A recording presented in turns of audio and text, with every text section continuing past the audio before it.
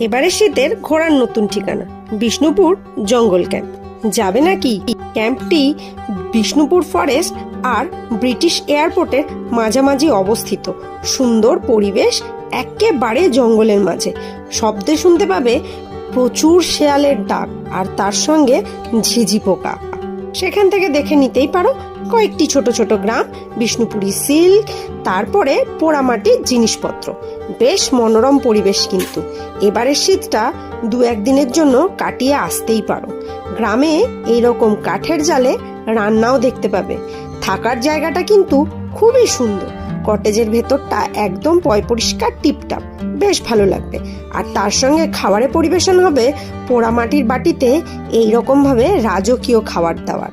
দেখো কটেজের রাতটাও কি সুন্দর। আর তার সঙ্গে অপেক্ষা করছে বিষ্ণুপুর জঙ্গল ক্যাম্পের বিখ্যাত ব্যাম্বু চিকেন।